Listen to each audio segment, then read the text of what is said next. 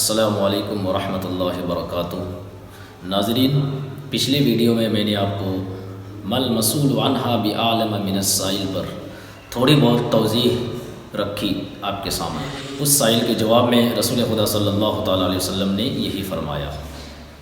اور آگے رسول خدا صلی اللہ تعالیٰ علیہ وسلم نے فرمایا وَلَكِنْ سَأُحَدِّثُكَ عَنْ أَشْرَاطِهَا، ہاں لیکن میں اس کی کچھ نشانیاں تمہیں بتاتا ہوں۔ اذا ولدت الامۃ ربها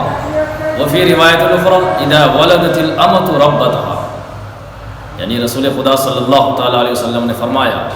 جب لونڈی اپنے مالک کو جنم دینے لگے،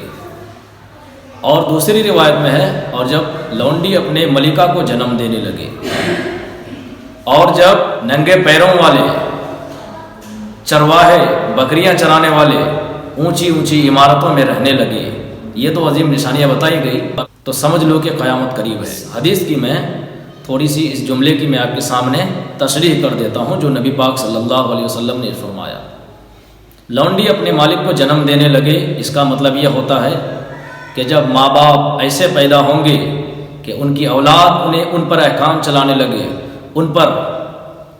حکمرانی کرنے لگے، ان پر حکم جتانے لگے، ماں باپ پر فرما روائی کرنے لگے، تو سمجھ لو کہ قیامت قریب ہے۔ تو جب ماں باپ پر ان کے بچے اور ان کی اولاد ماں باپ پر حکم چلانے لگے تو گویا ان کی اولاد حاکم ہو گئی،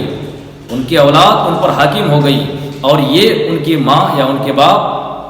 ان کے لیے محکوم ہو گئے، تو گویا ان کی ماں ان کے لیے محکوم ہوئی، یعنی ان کی لونڈی ہو گئی۔ تو اسی لیے نبی صلی اللہ علیہ وسلم نے فرمایا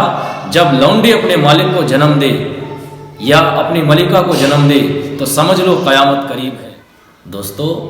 آج آپ دنیا کا جائزہ لیجئے، کتنے ماں باپ اپنی اولاد سے پریشان حال ہیں اور شکایتیں کرتے رہتے ہیں کہ میری اولاد میری بات نہیں مانتی۔ لڑکے ہوں یا لڑکیاں، دونوں کا وہی حال ہے کہ ماں باپ کی بات کو کوئی اہمیت نہیں دیتے، ماں باپ کی بات بچوں کوئی ویلیو نہیں رکھتی۔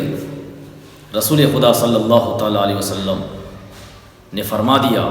کہ جب لونڈی اپنے مالک کو جنم دے تو سمجھ لو کہ قیامت قریب ہے۔ کتنا افسوس کا مقام ہے، اور اگر اس کی تشریح دیکھیں تو